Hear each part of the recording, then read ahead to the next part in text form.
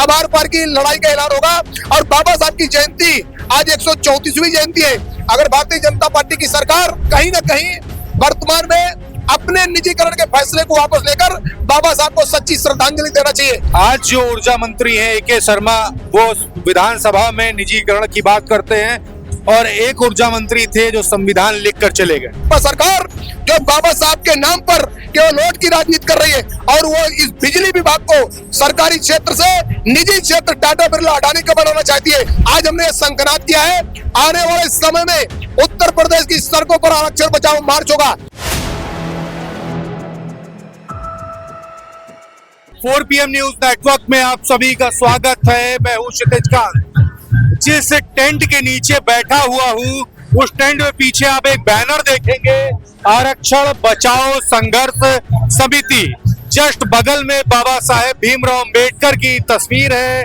हमारे साथ जो बैठे हुए हैं अवधेश वर्मा जी उपभोक्ता परिषद के अध्यक्ष हैं। आपको बता दें, आरक्षण बचाओ समिति से भी जुड़े हुए हैं और बड़ी बात ये, पूरे प्रदेश भर के लगभग 8 लाख जो सदस्य हैं जो इससे जुड़े हुए हैं, हर अलग अलग विभागों के, उन सभी ने उद्घोष कर दिया है कि अब निजीकरण बिजली विभाग का नहीं होने देंगे।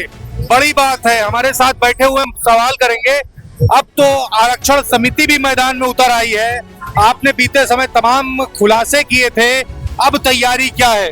देखिए, जहाँ तक सवाल है, कल उत्तर प्रदेश के पूरे प्रदेश का जो 8 लाख आरक्षण समर्थक कार्मिक का संगठन है, आरक्षण बचाओ संघर्ष समिति में उसका प्रमुख संयोजक हूँ मैं। आपको दृढ़ उसके साथ बताना चाहता हूँ और ऐलान करना चाहता हूँ, पूरे प्रदेश के सभी विभागों के दलित और बैकवर्ड समाज के जो 8 लाख आरक्षण समर्थक कार्मिक है, उन्होंने दो टूक शब्दों में ऐलान कर दिया है कि आप निजीकरण नहीं होने देंगे और बाबा साहब की संवैधानिक व्यवस्था को बचाने के लिए प्रदेश के सभी विभागों के 8 लाख आरक्षण समर्थक कार्मिक एक मंच पर आ गए हैं।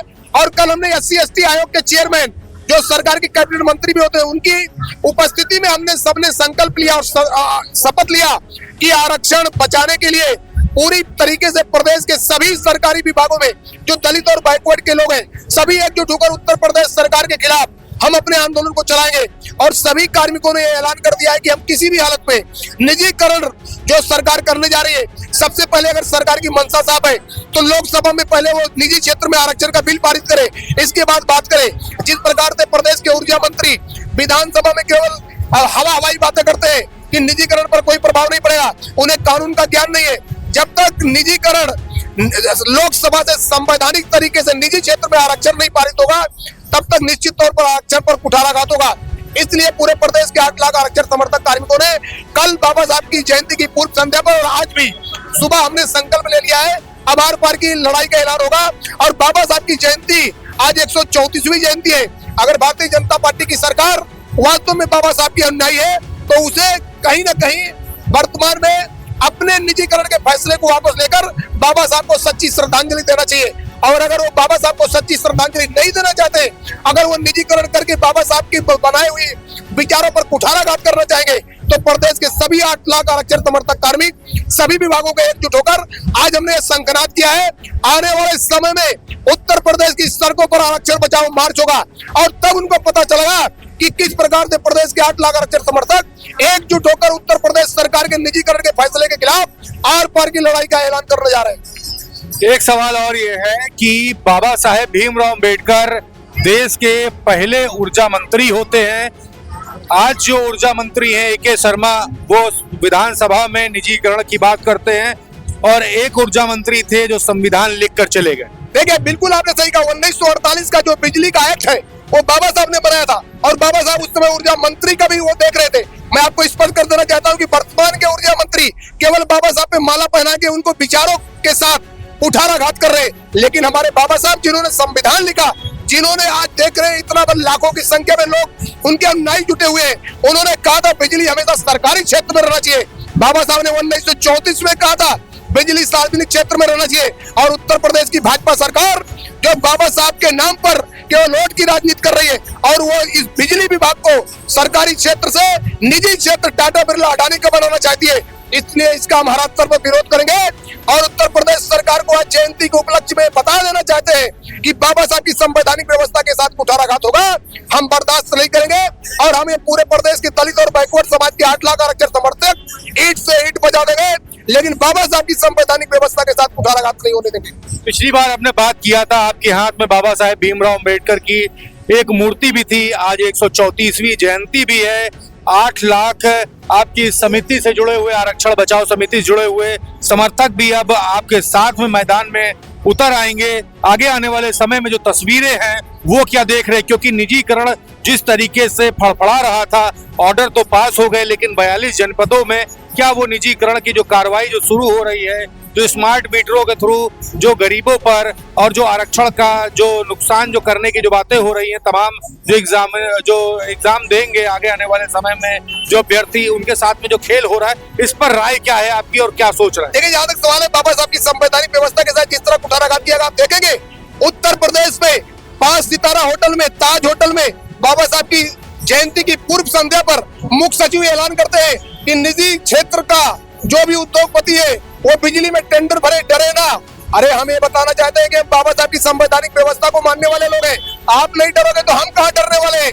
हम बाबा साहब की संविधान को पढ़ के आगे बढ़ रहे हैं। अगर आपको ये लगता है कि टकराव होगा तो हम संवैधानिक तरीके से टकराव करने के लिए तैयार हैं, लेकिन मैं आपको स्पष्ट कर देना चाहता हूँ, बाबा साहब की संवैधानिक व्यवस्था में अगर आपको विश्वास नहीं है तो आने वाले समय में अडानी, अंबानी और टाटा बिरला, जिनकी बदौलत आप प्रदेश की गरीब जनता को लाल टेनिंग में ले जाने की साजिश कर रहे हैं, वो साजिश पर हम कामयाब नहीं होने देंगे। और भारतीय जनता पार्टी की सरकार को हम बताना चाहते हैं कि भारतीय जनता की पार्टी की सरकार जो संकल्प पत्र में बड़ी बड़ी बातें करती थी कि हमने 4 करोड़ लोगों से राय ली है, मैं पूछना चाहता हूं उनके संकल्प पत्र में निजीकरण का मसौदा नहीं है। जब निजीकरण का मसौदा नहीं है तो बाबा साहब की संवैधानिक व्यवस्था के साथ क्यों कुठाराघात कर रहे हैं? तो भारतीय जनता पार्टी की सरकार को हमें बता देना चाहते हैं, अगर आप ये समझते हैं कि बाबा साहब की संवैधानिक व्यवस्था के साथ आप खिलवाड़ करेंगे तो हम खिलवाड़ नहीं होने देंगे। हम आरक्षण समर्थक लोग हैं, बाबा साहब की संवैधानिक व्यवस्था को मानने वाले लोग हैं, ईंट से ईंट बजा देंगे। लेकिन उत्तर प्रदेश की सरकार अगर समझेगी कि निजीकरण करके प्रदेश के दलित और पिछड़ों का हक ले लेंगे, 16,000 आरक्षण के पदों ले लेंगे, तो वो नहीं होने पाएगा।